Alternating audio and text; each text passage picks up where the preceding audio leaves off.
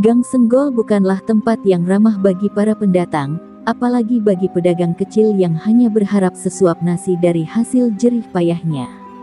Di gang sempit yang padat itu, kehidupan seperti berjalan di bawah bayang-bayang teror. Setiap sudut gang seperti menyimpan ketakutan yang tak terucap. Bukan karena hantu atau mistis, tapi karena satu nama yang selalu membuat jantung warga berdegup cemas, Rambo.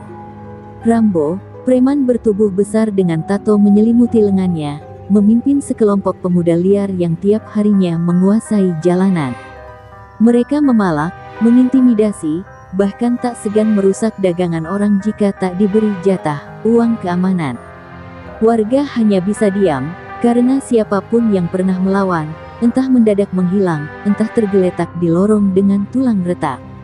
Bagi Rambo dan anak buahnya, kekerasan bukan pilihan, tapi kebiasaan.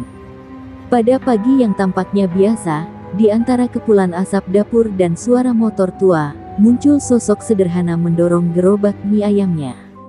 Pak Sugeng, pria berusia lewat separuh abad, mengenakan kaos lusuh dan caping bambu, wajahnya penuh keriput tapi senyumnya selalu terukir. Tak ada yang menyangka, pria itu, dengan suara lembut dan gerakan lamban, selalu melintasi Gang Senggol tanpa melewatkan satu hari pun, meskipun tahu dia akan dihadang. Benar saja, seperti yang sudah-sudah, Rambo dan dua anak buahnya, Joni dan Ucup, sudah menunggu di tikungan. Sugeng, sudah jualan dari pagi tapi masa nggak ada jatah buat kami? Ejek Joni sambil menepuk-nepuk gerobak mie ayam. Pak Sugeng hanya tersenyum kecil, lalu mengeluarkan 2 lembar uang lusuh dari saku kecil di rompinya. Ini, saya cuma bisa segini, nak. Maaf ya, ucapnya lirih, seperti biasa, tenang dan tanpa dendam. Uang itu langsung direbut, tapi kali ini, Ucup tampak kesal. Dari kemarin segini terus, loh. Kayak kita pengemis aja. Jangan pura-pura miskin, bah. Bentaknya sambil mendorong gerobak Pak Sugeng hingga mangkuk-mangkuk kecil bergetar dan hampir jatuh. Suara dentingan mangkuk itu seperti menjadi simbol betapa hidup Pak Sugeng hanya tinggal sehelai benang tipis, rapuh dan siap putus kapan saja. Namun, tak ada amarah di mata Pak Sugeng. Hanya tatapan kosong yang dalam, seolah ia sedang menahan sesuatu yang tak dimengerti orang lain. Ia membungkuk, mengambil mangkuk yang hampir pecah, lalu berkata, kalau kalian lapar, bilang.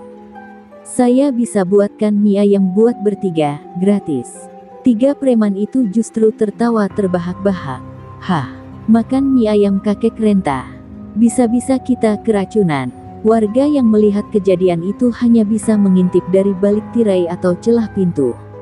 Tidak ada yang berani membela, tak ada yang mau bicara. Semua seolah sudah mati rasa, pasrah bahwa hukum di Gang Senggol bukan ditentukan oleh negara, tapi oleh kekuasaan preman jalanan. Dan di tengah semua itu, Pak Sugeng masih berdiri dengan tubuh bungkuknya, menatap mereka dengan mata yang tak bicara, tapi menyimpan sesuatu.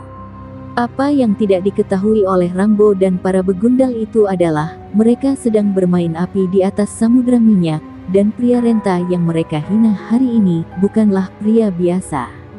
Tapi seseorang yang sedang memilih menahan badai yang bisa ia lepaskan kapan saja. Setelah insiden pagi itu, Pak Sugeng tetap mendorong gerobaknya pelan-pelan, seolah tak terjadi apa-apa. Suara roda kayu tua yang berdecit mengiringi langkahnya di jalanan kampung. Wajahnya tak menunjukkan kemarahan, bahkan tidak kekecewaan. Hanya tatapan kosong yang tenang, seperti seseorang yang telah lama belajar menelan luka tanpa harus menunjukkannya kepada dunia. Di ujung gang, anak-anak kecil yang tak tahu apa-apa berlari menghampirinya. Pak Sugeng, mie ayamnya seperti biasa ya, setengah kuah. Seru mereka riang. Dengan sabar, Pak Sugeng duduk di bangku kecilnya, mulai menyendokkan mie ke dalam mangkuk plastik. Tangannya tetap gemetar seperti orang sepuh, tapi gerakannya tak pernah salah. Ia tersenyum. Senyum itu bukan karena gembira, tapi karena ia merasa hidupnya masih berguna, meski dicaci, meski diinjak. Warga sekitar diam-diam salut. Mereka tahu, Tak ada orang yang sanggup sekuat Pak Sugeng menghadapi kekerasan preman tanpa pernah membalas. Dulu ada pedagang lain yang mencoba melawan, akhirnya harus pindah karena gerobaknya dibakar. Tapi Pak Sugeng, ia tetap bertahan. Tiap hari datang, tiap hari tersenyum, tiap hari memberi makan orang, bahkan kadang memberi gratis pada yang tak mampu. Suatu siang, seorang ibu tua bernama Bu Tarti memberanikan diri bertanya, "Sugeng, kenapa kamu gak pernah marah? Apa kamu gak capek dihina terus begitu?" Pak Sugeng hanya diam sejenak, lalu menjawab pelan, "Kalau saya marah, mungkin yang rusak bukan cuma gerobak saya, Bu. Mungkin seluruh kampung ini bisa jadi kuburan." Bu Tarti terdiam. Ucapan itu begitu pelan, namun menyiratkan sesuatu yang dalam dan menyeramkan. Malam harinya, Pak Sugeng duduk sendiri di beranda kontrakannya yang sempit. Di hadapannya ada mangkuk kecil berisi air dan bunga kenanga, serta sebilah keris tua yang terbungkus kain putih. Ia membuka ikat kepalanya dan menatap langit. "Aku masih bisa sabar, Guru, tapi kalau mereka menyakiti orang lain, apakah aku harus tetap diam?" Bisiknya lirih. Angin malam yang lembut seolah menjadi jawaban hening dari semesta. Di waktu yang sama, Rambo dan anak buahnya tertawa terbahak-bahak di warung kopi. "Besok kita permalukan dia lebih parah," kata Rambo, sambil memukul meja. "Biar dia tahu siapa raja di gang ini."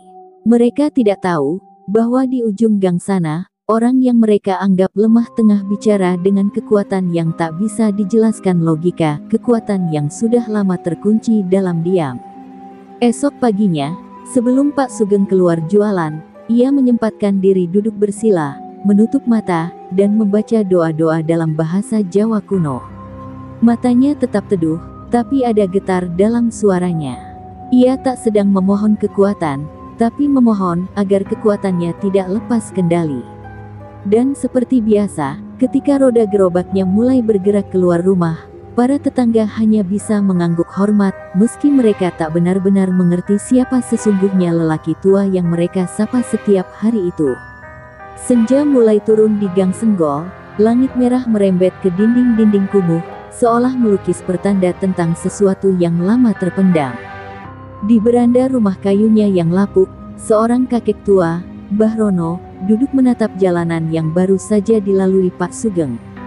Tangannya memegang tembakau lintingan, tapi bibirnya tidak kunjung menyalakan korek. Wajahnya tampak resah, bukan karena takut pada preman, tapi karena ingatan yang mulai kembali mengusik. Cucunya, Sidira, duduk di samping, penasaran. "Bah, kenapa sih Pak Sugeng nggak pernah marah? Dia tuh digituin terus tiap hari." Mbah Rono tersenyum miris. "Karena kamu belum tahu siapa dia sebenarnya, Le." Suara kakek itu berat, nyaris seperti bisikan dari masa yang jauh. Pak Sugeng, dulunya bukan penjual mie ayam biasa. Dia pernah jadi orang yang paling ditakuti di Timur Jawa, bahkan orang-orang sakti pun segan padanya. Mbah Rono mulai bercerita, pelan, tapi tiap katanya menggigit seperti angin malam yang dingin. Dahulu, Sugeng muda dikenal sebagai Ki Jatmiko, murid terakhir dari sebuah padepokan tua di lereng Gunung Lawu.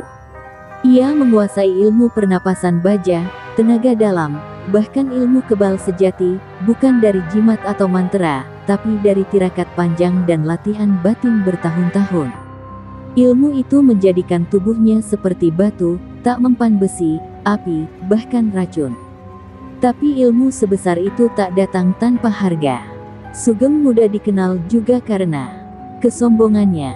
Ia pernah menghancurkan sebuah kelompok begal sendirian, tapi tak puas, ia menantang pendekar lain dan membunuh banyak orang demi membuktikan kekuatan. Hingga suatu malam, gurunya sendiri, Eyang Wirasuta, memutuskan memutus ikatan guru murid. "Ilmumu besar, tapi hatimu belum bersih," kata sang guru. Sejak saat itu, Sugeng menghilang. Tak banyak yang tahu, bahwa Sugeng berkelana bertahun-tahun, menjadi petani, kuli pasar, sampai akhirnya membuka gerobak mie ayam sebagai bentuk penebusan. Ia bersumpah untuk tidak menggunakan ilmu itu lagi, kecuali saat benar-benar terpaksa. Ia tidak ingin hidup dalam kekerasan lagi. Maka ia pindah ke Gang Senggol, tempat di mana ia merasa bisa menebus semuanya lewat kerja jujur dan sabar. Tapi Mbah, tanya Dira lirih, kalau dia kuat, kenapa nggak lawan aja preman-preman itu? Mbah Rono memejamkan mata, menarik napas dalam. Karena bagi orang yang pernah berdarah karena kekuatan, menahan diri jauh lebih berat daripada melawan. Dia takut kalau sekali dia melawan, dia tak bisa berhenti. Dira hanya bisa terdiam. Malam kian larut, dan suara azan maghrib menggema dari surau tua di pojokan gang. Mbah Rono memandangi langit yang kini gelap, lalu berbisik, mereka pikir Pak Sugeng itu lemah, tapi mereka tak tahu, mereka sedang memukul gunung sambil menutup mata. Dan di rumah sederhananya, Pak Sugeng yang baru selesai salat Isya, memandangi keris kecil di bawah tikar tempat tidurnya. Ia bergumam pelan, "Gusti, beri hamba kekuatan untuk terus bersabar. Tapi jika waktunya tiba, biarlah tangan ini engkau gerakkan dengan rahmat, bukan murka." Malam itu, angin terasa lebih dingin dari biasanya. Suasana di Gang Senggol hening, hanya suara cicak dan kipas angin tua yang berdecit di dalam warung kopi. Di pojokan warung, Rambo duduk bersama anak buahnya. Wajah mereka merah karena minuman keras lokal yang baru saja diteguk. Rambo memukul meja dengan kepalan tangannya yang besar. "Besok bukan cuma uangnya yang kita ambil.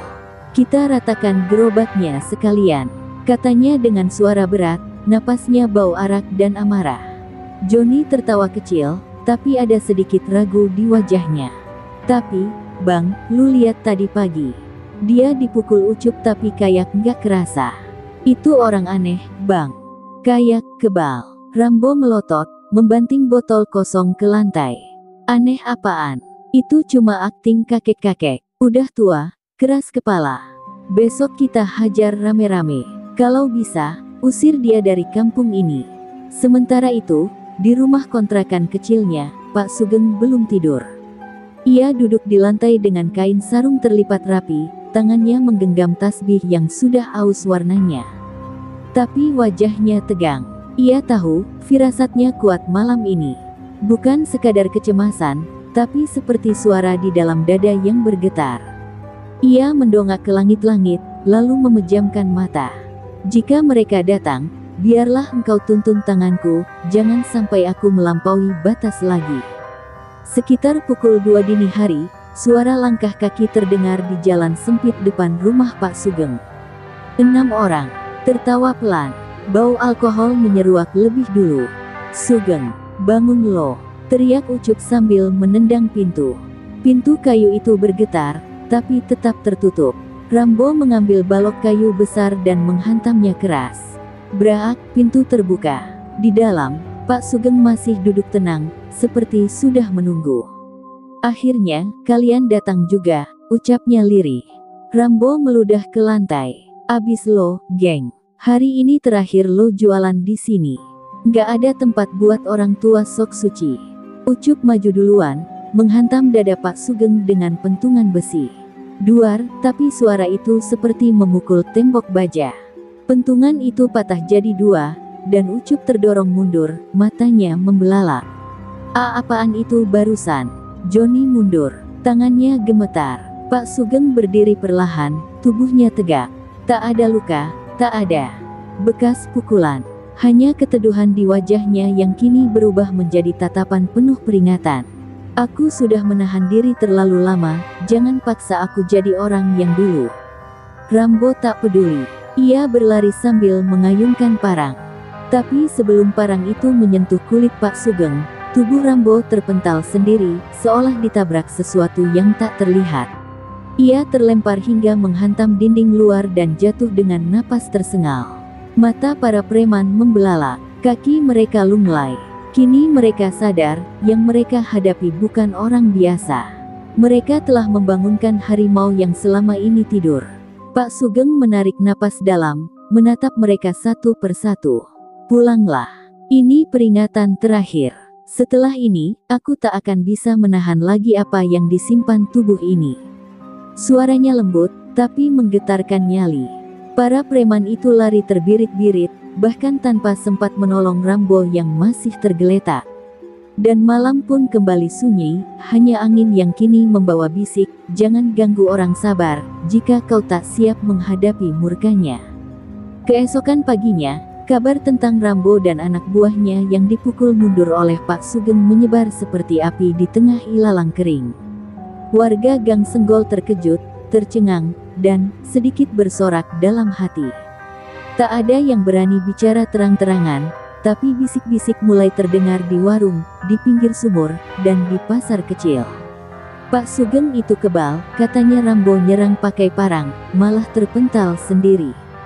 Beneran, ya Allah, jadi dia bukan orang sembarangan, ya. Namun, rasa takut ternyata masih lebih kuat dari rasa hormat. Banyak warga yang memilih menghindar saat melihat Pak Sugeng mendorong gerobaknya pagi itu. Ada yang hanya mengangguk dari jauh, ada pula yang buru-buru menutup jendela. Mereka bingung, antara ingin mendekat karena kagum, atau menjauh karena khawatir menyentuh sesuatu yang tak bisa dijelaskan logika. Pak Sugeng tahu perubahan itu. Ia menghela napas saat melihat senyum anak-anak yang biasa menyambutnya, kini berubah jadi sorot mata penuh tanda tanya. Ia tak marah. Ia sudah terbiasa dijauhi. Yang membuatnya pedih adalah ia kembali menjadi sosok yang dulu ditakuti, padahal selama bertahun-tahun ia belajar menjadi orang biasa. "Dulu aku menakuti karena angkuh, kini ditakuti karena diam," gumamnya pelan. Sementara itu, di tempat lain, Rambo duduk dengan luka memar di tubuhnya, napasnya masih sesak. Tapi bukan rasa sakit yang menyiksa, melainkan rasa malu. Ia telah dikalahkan oleh seorang tua yang selama ini ia remehkan. "Dia pakai ilmu hitam, pasti," teriaknya sambil menghantam meja. Ucup dan Joni hanya terdiam. Mereka sendiri masih ketakutan, bahkan Joni mengaku tak bisa tidur karena bermimpi tubuhnya terbakar hanya karena menyentuh baju Pak Sugeng. Tak lama, datanglah seorang pria asing ke rumah Rambo. Tubuhnya tinggi, matanya tajam, pakaiannya serba hitam. Namanya Warok Dirga, seorang dukun sakti yang terkenal kejam dari kampung seberang. "Kau ingin balas dendam?" tanya Dirga dengan suara dingin. Rambo mengangguk, matanya merah menyala. "Hancurkan dia buatku. Aku nggak peduli caranya." Warok Dirga hanya tersenyum samar. "Kalau yang kau lawan adalah orang seperti Sugeng, maka kau harus siap kehilangan lebih dari sekadar harga diri." Keesokan malamnya, Warok Dirga mulai ritualnya. Di atas tikar pandan, ia membakar kemenyan, membaca mantra, dan memanggil kekuatan gaib. "Sugeng, siapapun kamu, aku akan bongkar pelindungmu," bisiknya sambil menancapkan paku ke boneka kain. Tapi yang tak ia tahu, di saat yang sama, Pak Sugeng sedang sujud dalam doa panjangnya. Bukan untuk melindungi diri, tapi untuk mendoakan orang-orang yang hendak mencelakainya. "Saya tahu mereka ingin mencelakai saya, Gusti. Tapi saya tak ingin mereka binasa karena tangan saya," lirihnya dalam sujud. Air mata Pak Sugeng jatuh satu persatu ke sajadah lusuhnya. Ia tidak berdoa agar musuh-musuhnya celaka. Ia berdoa agar hatinya tetap bersih, agar ilmunya tidak berubah menjadi kutukan. Dan malam pun bergulir dalam dua sisi, satu dengan kegelapan dendam, satu lagi dengan terang doa yang tulus. Di antara keduanya, hanya satu yang akan menang.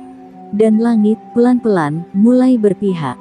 Langit Gang Senggol pagi itu tampak lebih kelabu. Awan menggantung berat di atas kepala, seperti menandai sesuatu yang belum selesai. Pak Sugeng mendorong gerobaknya seperti biasa, menyapa beberapa orang dengan anggukan, meski tak semua membalas dengan hangat. Ia bisa merasakan, ada hawa asing yang menyelimuti kampung. Bukan hawa panas atau dingin, tapi hawa penuh niat buruk. Ia tahu, mereka sedang bersiap. Dan ini, bukan lagi urusan preman jalanan biasa. Di rumah Rambo, Warok Dirga telah menyelesaikan ritual terakhirnya. 3 ayam hitam dipotong, tanah kuburan dicampur dengan minyak zaitun pahit, dan boneka jelmaan Pak Sugeng telah ditusuk dengan paku keramat. Sore ini, tubuhnya akan panas seperti terbakar dari dalam. Ilmunya akan lumpuh. Dan setelah itu, Habisi dia, ujar Dirga, suaranya seperti berasal dari sumur dalam yang tak berpantul. Rambo tersenyum bengis. Akhirnya, aku bisa lihat dia bertekuk lutut.